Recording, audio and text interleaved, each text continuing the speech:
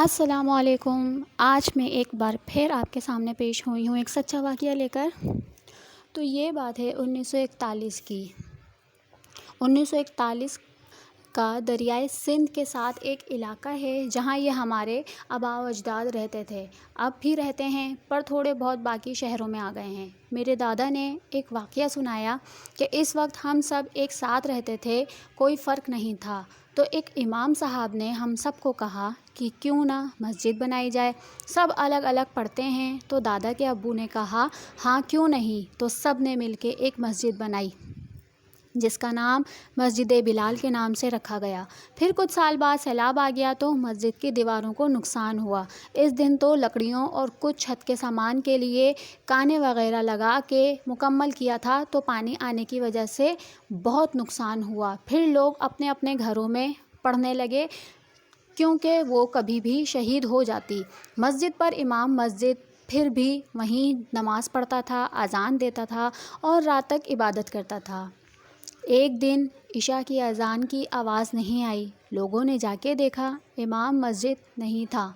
آپ کو بتاتا چلوں، مسجد کے پاس ہی ایک ایسا گھر نما بنا ہوا تھا، بہت ڈراؤنا، وہاں کوئی نہیں جاتا تھا۔ کیا نہیں، پر لوگ کہتے تھے کبھی کبھی آوازیں آتی تھیں، پر اندر نہیں جاتے تھے۔ امام مسجد کے غائب ہونے کے بعد سب کو اس گھر نما بنے ایک کھنڈر میں جا کے دیکھنے کا سوچا۔ دادا کے ابو بھی ساتھ تھے، پر دادا گھر ہی تھے۔ اندر جا کے دیکھا، اتنا ڈراؤنا تھا کہ دل دہل جائیں، اور بہت بدبو آ رہی تھی۔ آہستہ آہستہ سب اندر جانے لگے۔ جب کچھ اندر گئے تو رونے کی آوازیں آنے لگیں۔ سب بھاگ کے اندر گئے اور دیکھا وہ امام مسجد رو رہا تھا۔ ایک بندے نے دور سے ہی کھڑے ہو کے پوچھا، کیوں رو رہے ہو، یہاں کیا کر رہے ہو؟ تو اس نے بولنا چاہا کہ اچانک سب کے پیچھے ایک سایہ نمودار ہوا۔ سب نے مڑ کے پیچھے دیکھا تو ایک عورت نظر آئی۔ وہ عورت آہستہ آہستہ چل رہی تھی۔ ان سب میں سے ایک نے اسے پہچان لیا۔ اس نے کہا یہ وہی عورت ہے جس کو اس کے بہن بھائی اور باپ نے آگ جلا کے اس میں پھینک دیا تھا۔ سب کے ہوش اڑ گئے، پسینہ پسینہ ہو گئے۔ پھر امام مسجد کی طرف دیکھا تو امام نہیں تھا، وہیں سے رونے کی آواز آ رہی تھی۔ اس وقت کے لوگ دلیر تھے، پر اتنے زیادہ نہیں کہ جس کو آگ لگائی ہو وہ سامنے جا رہی ہو پھر بھی نہ ڈریں۔ ایک نے کہا گھر چلتے ہیں، سب نے کہا نہیں، اگر اندر آ گئے ہیں تو یہ سب جان کے نکلیں گے، یہاں سے ایسے نہیں جائیں گے۔ وہ جس طرف عورت جا رہی تھی اس طرف چلنے لگے۔ اچانک وہ گم ہو گئی۔ مغرب کا وقت تھا، نماز کو دیر ہو رہی تھی، تو سب نکلے وہاں سے اور اسی مسجد کی طرف چلنے لگے۔ مسجد میں جا کے نماز پڑھی، نماز پڑھ کے گھر چلے گئے۔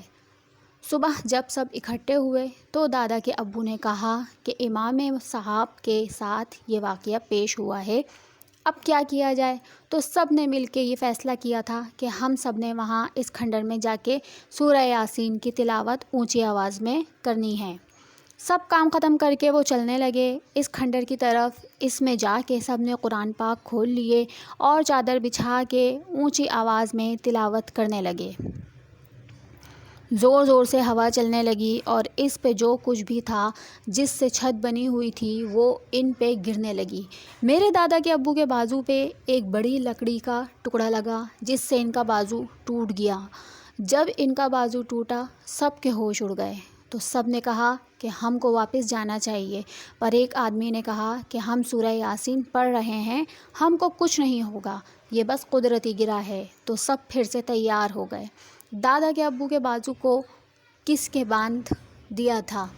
نے باندھ دیا تھا۔ اتنا شور تھا، اتنا کہ جیسے کوئی گرج ہو بادل کی۔ پھر خاموشی ہو گئی، کچھ 30 منٹ کے بعد جیسے کچھ نہ ہو یہاں پہ ایسا لگا۔ پھر سب نے اپنے اپنے قرآن پاک کو اپنے سینے سے لگا کے وہاں سے نکلنے لگے۔ جب وہاں سے نکلے ہی تھے، مسجد تک پہنچ کے ایک دم سے سب نیچے گرا وہ کھنڈر۔ پھر سب مسجد میں آ گئے اور اس کھنڈر کو دیکھتے رہے۔ ایسا لگ رہا تھا وہاں کوئی رہ رہا تھا اور اب چلا گیا ہو۔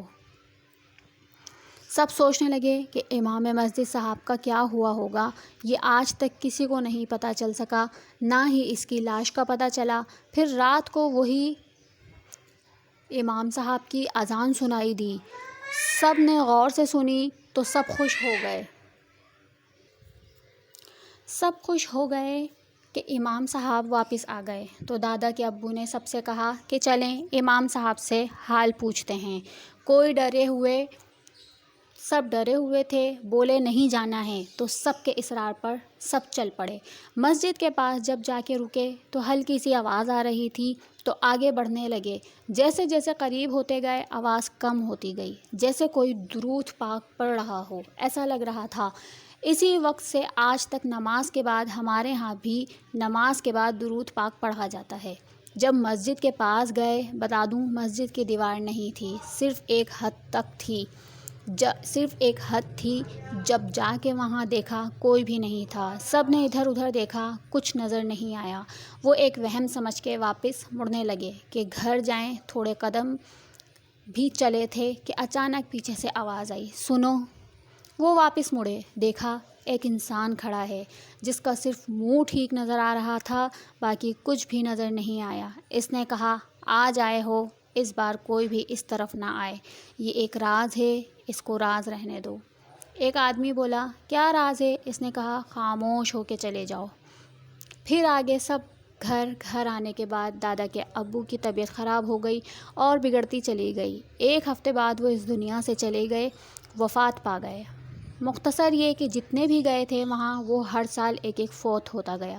اس وقت گھر آتے ہی سب کو بتا دیا کہ اس طرف نہ جانا۔ اس رات سے 1973 تک ہر رات اذان ہوتی تھی، کوئی بھی رات کو اس طرف نہیں جاتا تھا۔ 1973 کے بعد سیلاب آیا، وہاں پہ مسجد بھی بہہ گئی، مکان گر گئے، بہت نقصان ہوا، انسان ڈوب گئے، پھر کبھی اذان نہ ہوئی وہاں پہ۔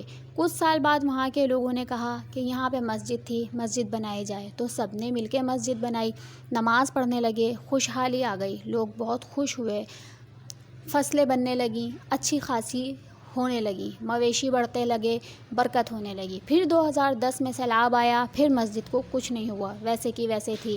ہاں، پر وہاں پہ آج بھی کوئی عشاء کے بعد نہیں بیٹھتا، ایسا لگتا ہے کہ کوئی ساتھ بیٹھا ہو، محسوس ہوتا ہے۔ ایک رات مہمان تھا کوئی وہاں پہ، رات کو عشاء کی نماز کے بعد ایک مہمان وہاں پہ رکا رہا، کوئی 30 منٹ بعد گھر آیا، گھبرایا ہوا تھا، پوچھا آخری حصہ،